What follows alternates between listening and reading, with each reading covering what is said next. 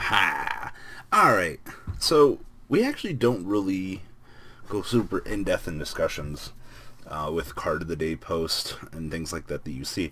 But there's one particular card that recently stood out to me that I actually wanted to discuss, and it is called Soul Life.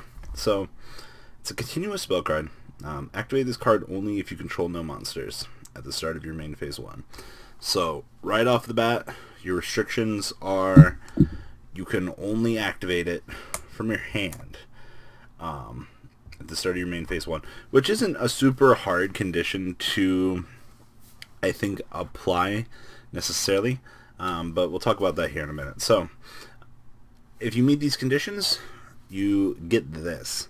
So if a player summons or sets a monster, that player cannot special summon during that whole turn. And then if a player special summons a monster, that player cannot normal summon or set during that turn. I need some soda for this. So,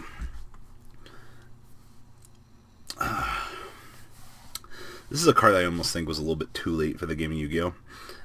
This card is essentially one of the most powerful floodgates that I could actually see being applied in the game.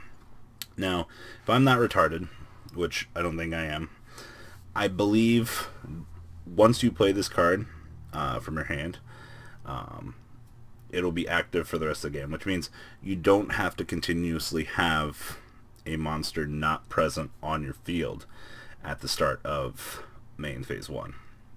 So if this is working like the way I think it should, I can essentially go ahead and establish this card on the field, and I can continue to effectively play anti-meta against my opponent. Now, a lot of decks throughout the course of Yu-Gi-Oh! Here have all had some sort of normal summon interaction that would definitely make them in a much better situation. Now, I'm going to talk about some of the matchups that this card wouldn't be good against, or it could be good against. Paleozoic is one of those that I feel could be iffy. So Paleo does like to have the normal summon Swap Frog. Sometimes, not always, maybe. If you take that away from them, then you're going to be restricted to have the soft summon. If your opponent opens up the double water, they can do whatever the fuck they want to you. It's a very unfortunate consequence of this card. However, though, if they don't have that and they're forced to slow roll that aspect, then they'll have to slow roll the Swap Frog and you'll be able to get the game through to the next turn. Which I think is one of the things I really like about this card, is the fact that it just punishes the overall, I guess, pace of the format. Now, the problem is, though, like most floodgates in the game of Yu-Gi-Oh! That we've had in terms of play and things like that, held Royal Oppression. If your opponent draws the answer for this fucking card and you're relying on this as your game plan, you're going to get the fucking shit blown out of you. There'd be times back in the day where I'd be playing gadgets, my opponent broke the Royal Oppression. You're going to have a very bad time. Now, the thing about this, though, is if you're playing against Infernoids and your opponent doesn't have to have the committed normal summon to make their play and they can just explode on you, oh, you bet your fucking ass that they're going to literally nut on you. So Paleo, Infernoid, so much that. The Shiranui build, I definitely like the fact that this card punishes Solitaire and Lone Fire Blossom, because you have to commit normal summon them, and then you just can't do anything with them afterwards. But why am I talking about this card now and not earlier? So, outside of being a little floodgate here, you gotta force your opponent to play the slow game, it's a card that definitely gives me hope for anti-meta again. Now, not by any stretch of the imagination is this card good the later the fucking game goes. This card might actually be shit for you and your opponent. This is also going to be one of those cards that if you're main decking 3 of it, you're trying to maximize your resources to make sure that you can see it opening hand. You also need to ensure that you see this card. So one of the bad things I'm already going to tell you about this is if you're going to make an attempt to play this card by any stretch of the imagination, whether it be anti-meta or as a cute little chummy side deck card, if you draw this card anything past turn 1, this card's going to be a fucking brick. You're not going to have any resource way to get rid of this. And at some point, this might hinder you in the game. One of the things I definitely liked about gadgets was you could go red to yellow, and then next turn yellow to green, and then make an Xyz. Not going to be able to do that now. So, if you are essentially playing this card, you are expecting it to be a turn 1 floodgate. You definitely need to fucking have another card backing this up, though. One of the problems I'm also going to tell you with this card is you get five fucking cards. Turn 1.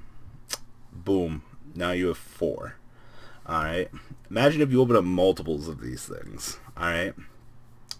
You know, it's not like you could put 2 of these into play because it says at the start of your main phase 1. You literally have to have this card in your opening hand to apply it turn 1. You know, the more I'm actually thinking about this as this video is going, like, this card is fucking amazing. It sucks if you're playing it turn 1 with the intention to get it. You can't draw a card for it. You can't duality for it because it has to be at the start of the main phase 1.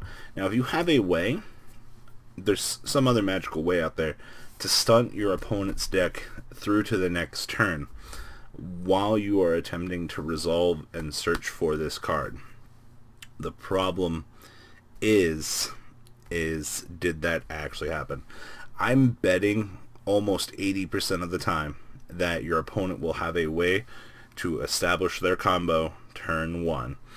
Pretty much essentially by any means.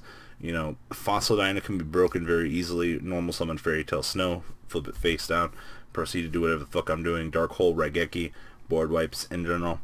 General combo pieces, a loss of a battle phase can still result in a board being established. I think a lot of players underestimate the fact of just how fragile anti-meta has become. This is one of the best cards I've seen stun get in a very long time. For a card that can pressure your opponent and force them to play on one axis of their deck.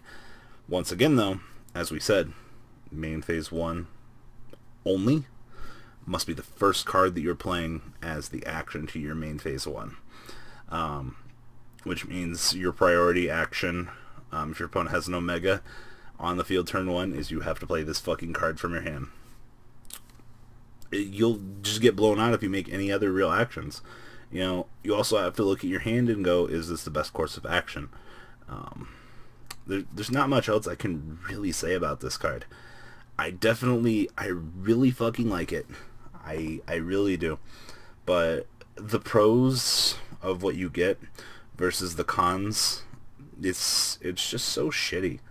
You know, if you don't see it in your first 5 cards, and if you need to essentially make a combo play turn 1, you know, overall it's just gonna be a really shitty ride. And you guys know I don't like shitty rides. Like, I like my life like I like my women, nice and simple, you know, and none of this extra shit that comes with it.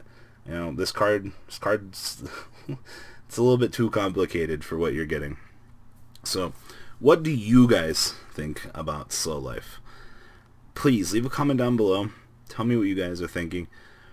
I definitely, once again, I have hope for anti-meta with the release of this card. I hope that a lot of players will feel the same way. I hope a lot of players will take advantage of this. Somebody's going to fucking stack this card at some point in the course of its lifespan, and people are going to be so fucking pissy with this card. They're going to be like, wow, you fucking opened up the Slow Life, must be fucking nice, asshole. You know, the fights are going to break out. Yu-Gi-Oh! It's going to be like the fucking Illuminati cartel. I don't fucking know, man. This shit's just going to go down. Though if this card does become a problem, though, this is something that would very likely be a candidate to get limited at some point in its lifespan. Any general cards that punish some sort of summon limitation, that can be good at some point. They typically tend to die, so I could imagine this card going to 1 if it actually saw a lot of play. But once again, Activate this card only if you control no monsters at the start of your main phase 1. We did it, guys. Alright, guys. Tell me what you guys think. I'm out. Peace. That's not all, folks. Please subscribe if you enjoyed this video. Please check out my Cardfight Vanguard channel, VanCole40. You guys will get an insight on our playtesting sessions. And please check out the Zodiac Duelist TV Twitch stream. That way you guys can follow the House of Champions and MCole40 interactions. Please check out MCole Games for all of your guys' trading card game needs. And if you guys enjoyed this content, please check out my Patreon in the description. Every bit helps to the creation of these videos. One step at a time in improvement, and that's the goal of this channel. Alright guys, have a good time, and thanks for watching.